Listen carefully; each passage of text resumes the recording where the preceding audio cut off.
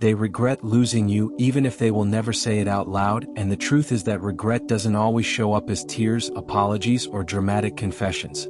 Most of the time it lives quietly inside them, hidden behind pride, ego, and the need to appear unaffected, because admitting regret would mean admitting they were wrong, admitting they misjudged your value, and admitting that the version of life they chose without you isn't as fulfilling as they imagined, and every day they carry this realization a little deeper into themselves as memories resurface in unexpected moments. The way you laughed, the way you understood them without explanation, the comfort of your presence that they once took for granted. Because when you were there, they didn't realize you were the peace in their chaos, the stability in their uncertainty, the grounding force they only recognize now that it's gone. And what hurts them the most is not just losing you, but losing the version of themselves that existed when you were in their life, the version that felt seen, supported, and emotionally safe. And although they may act fine on the surface, smiling in public, posting like they've moved on, distracting themselves with work, friends, or even new connections, none of it replaces the emotional imprint you left. Because genuine connections don't disappear just because someone chooses to walk away. They linger, they echo, they resurface in quiet moments, late nights, long drives, and moments of silence when there's nothing left to distract the mind. And that's when regret becomes loud, when they replay conversations they didn't take seriously, moments they dismissed, chances they didn't protect, and boundaries they crossed thinking you would always stay, because they believed your presence was permanent, not realizing that even the most patient soul eventually chooses self-respect over waiting.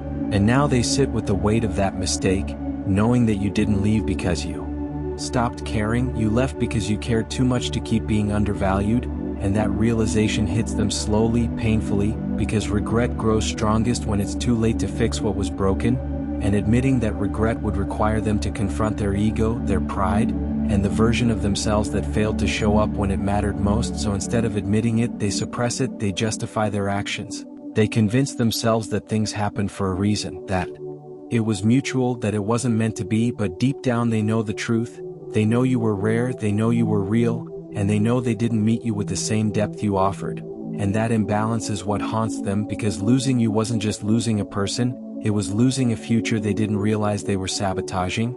And while you may be healing, growing, and learning to rebuild yourself without them, they are stuck comparing every connection to what they had with you, finding that something is always missing because surface-level replacements can't compete with emotional depth. And no matter how strong their ego is, it cannot erase the awareness that they let something special slip through their hands. And the irony is that the moment they begin to truly feel that regret is often the moment you stop waiting for it, the moment you choose yourself fully, the moment you stop needing their validation. Because growth changes energy, and when your energy shifts, it forces reflection in those who once took it for granted. And even if they never send the message, never make the call, never say the words, "I regret losing you," their silence speaks volumes, because silence isn't always absence. Sometimes it's restraint, fear, and the inability to face consequences. And while they may want to reach out, their pride reminds them that doing so would mean risking rejection, risking vulnerability, and risking the realization that you may no longer be the same person who once waited. And that fear keeps them frozen, watching from a distance, checking in silently, wondering how you're doing, wondering if you still think about them, wondering if the door is still open. And the truth is that regret doesn't always lead to action.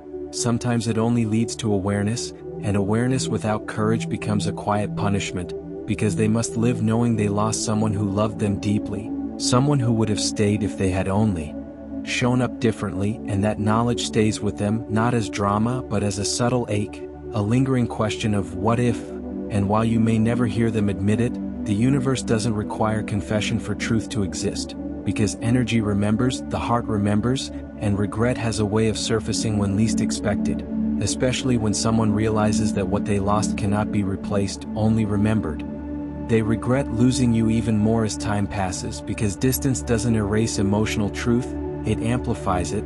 And the longer they sit with the consequences of their choices, the clearer it becomes that what they walked away from was not ordinary, not replaceable, and not something that comes around twice. Because real connection doesn't shout for attention, it settles into the soul quietly and becomes part of someone's inner world. And only when it's gone do they understand how deeply it was woven into their daily life.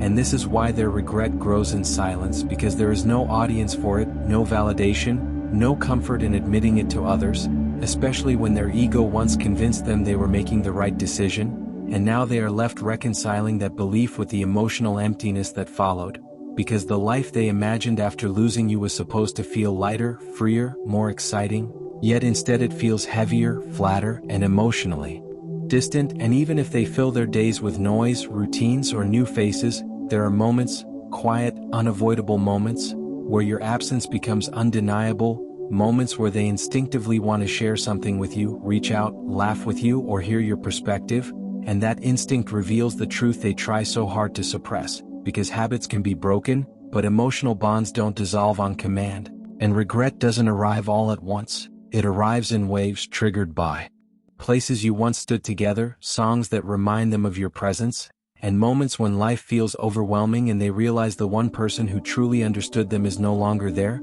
And what deepens the regret is the awareness that you didn't ask for perfection, you asked for effort, honesty, and consistency, and they underestimated how rare it is to find someone who loves without conditions but still holds boundaries, and now they see how difficult it is to recreate that balance.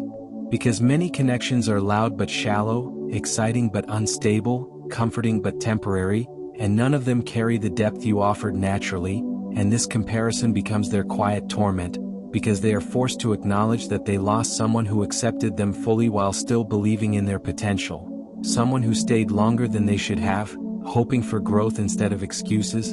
And when regret reaches this stage, it becomes less about wanting you back and more about confronting themselves, confronting the version of them that chose comfort over accountability, control over vulnerability, and pride over connection. And this confrontation is uncomfortable, because it reveals patterns they would rather ignore, patterns that didn't just cost them you, but will continue to cost them meaningful relationships until they change. And yet change requires humility, and humility requires admitting fault, which is why many people live with regret instead of resolving it, because regret feels safer than rejection, and imagining you still caring feels easier than risking confirmation that you've moved on. And the irony is that while they hesitate, you are transforming, healing, and stepping into a version of yourself that no longer waits to be chosen. And that shift is felt energetically, even from a distance, because when someone stops longing and starts aligning, it creates a subtle pull of awareness in those who once benefited from their presence. And suddenly they feel it, the loss, the distance, the realization that you are no longer accessible in the same way. And this is when regret turns sharp, because it collides with the fear that they may no longer have a place in your life, and still they remain silent, not because they don't care, but because they care too much to risk the outcome, and so their regret becomes internalized, lived quietly, expressed through late-night thoughts, unspoken apologies, and imagined conversations that never happen. And even if they never reach out, never say the words, never admit what they lost, the truth remains unchanged, because regret does not need acknowledgement to exist. It lives in awareness, and awareness changes how someone sees the world, how they approach future relationships, and how they remember the one person who taught them what genuine connection felt like. And whether or not your paths ever cross again, the impact you had remains permanent, because people forget details, but they never forget how someone made them feel, and you made them feel seen, valued, and emotionally alive. And that is not something ego can erase, only suppress, and suppression does not heal regret. It preserves it quietly, deeply, indefinitely.